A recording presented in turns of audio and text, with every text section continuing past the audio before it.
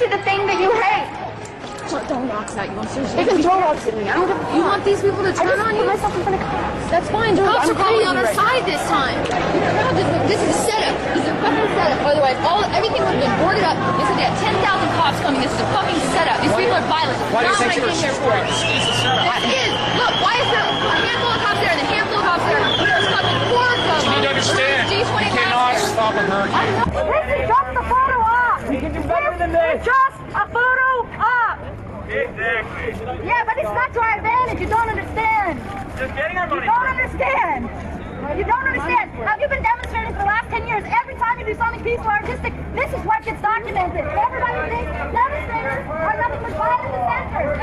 Use your rage creatively. Rage cannot be useful if you're just bashing shit. You're doing the same thing as them. Use your rage creatively.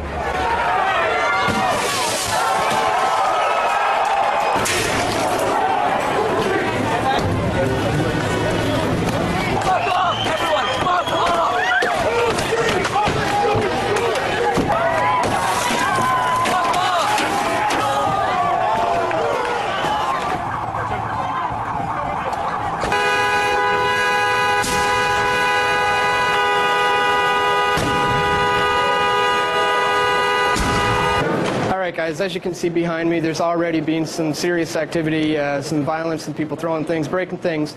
Obviously, this is the kind of stuff that we don't stand for whatsoever. We know that authorities often use agent provocateurs who will provoke and do things like this in order to get the crowd to join in on the action and get all caught up in the hype. So this is the kind of thing that we're extremely against. This does not help our cause. This does not help the situation. It provides an excuse for the authorities to clamp down even harder on our rights. So this is something we have to be vigilant of. If we see more of this, we will try to get it on camera, because the majority of the people here are peaceful and want nothing to do with this kind of destructive behavior.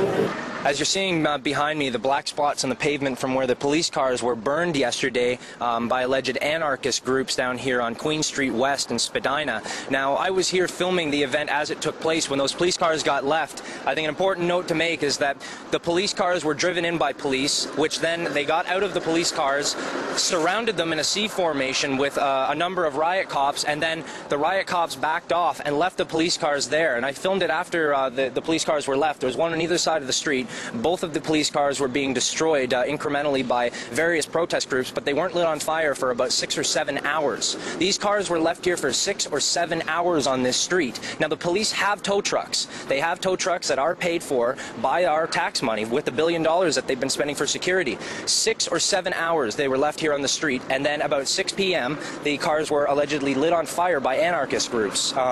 They were also left to burn. After they were lit on fire, they were left to burn for nearly an hour until the cars were nearly molten metal on the street.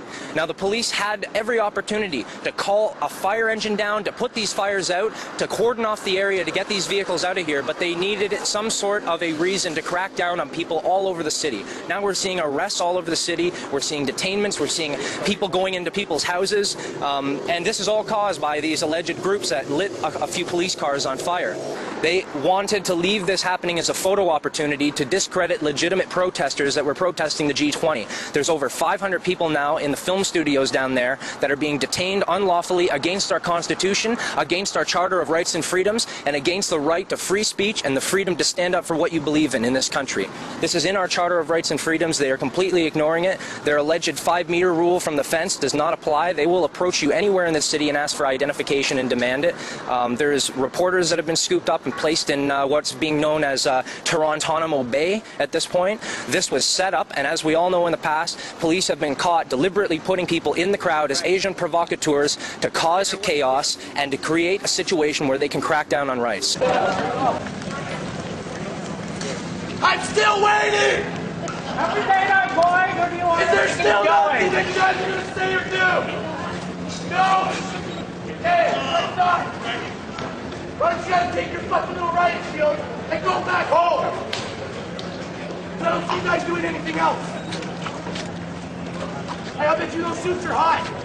I'll tell you right now, it's a lot hotter by that fucking cop car. You know what? It should just get hotter and hotter until all of you go home. till all of you realize that you're not out here doing anything. So go back home. Come on, fucks.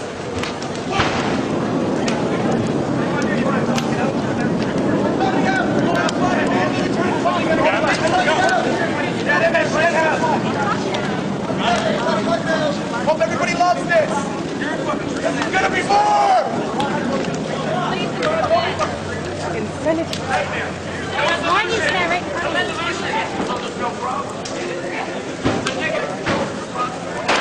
Where are our taxpaying dollars going? What are you doing? What do you serve? What do you protect? Huh? I don't see you protecting anything or anybody. Fuck, learn how to do your job. Fucking ignorant fucks! Every single and every last one of you! All of you are fucked! What the fuck you guys doing standing there? You guys look like a bunch of fucking statues. This is what we pay you for? I see your fucking cruiser on fire! What are you gonna do about it? Nothing! Because you're a bunch of pussies! What? Anything? Nothing? Nothing, that's what I thought! Just like every other fucking day. So fuck you and have a nice day. Hopefully you enjoy cleaning up your mess. Eat it.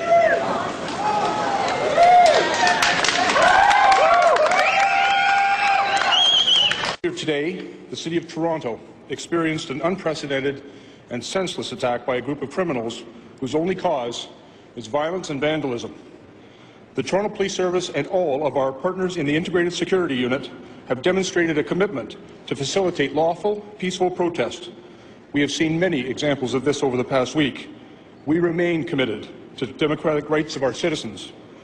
However, through our intelligence gathering and in our preparations for the security of the G20 summit, we have been aware and have made many public statements concerning several groups of anarchists who are dedicated not to lawful, peaceful protest, but to violence and vandalism.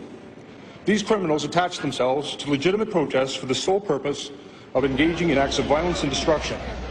They deliberately provoke violent confrontation to draw the naive and the curious into their mob mentality. They use the numbers of a mob to avoid detection. We saw this tactic, often called a black box tactic, demonstrated in all its mindless violence and destruction today. The primary responsibility of the police forces amassed in Toronto for the G20 summit is to protect the perimeter of the security site. This has been done today. The tactic of criminal destruction of property was intended quite clearly to draw the police resources away from that responsibility on the summit perimeter and into the northern part of our city. I am profoundly disappointed in the criminal acts which have taken place. We have seen windows broken and police cars burned. It is very regrettable that such vandalism and violence could not be prevented. But I want to assure you that the persons responsible will be held accountable. We know many of the members of these groups. Over the past several days, we have apprehended many of their leaders. Tonight, we began removing members of the mob from our streets, and so far tonight, 75 persons have been taken into custody. These arrests will continue as is necessary. Those responsible for acts of vandalism will be held accountable. We know who many of them are, and we have photographs of many others. The people of Toronto can be assured of our commitment to the safety of our city and of our citizens. They can also be assured that we will maintain the security of the summit as we have committed to do. In order to restore calm in our streets and to preserve public safety, we require and are asking for the public's help. These criminals rely on the anonymity of hiding within a larger group of the curious and the naive. If you do not wish to be involved with the police, please leave the area when asked to do so. I ask all of the citizens of Toronto for their patience and for their support. We are working hard to maintain order and to restore the rule of law. I would also like to take the opportunity to thank my officers and all of the police services who have worked tirelessly today. They have been pelted with rocks and bottles, they have been spit upon, and they have been assaulted. But they have not wavered in their dedication to duty. They deserve your respect. They will always have mine.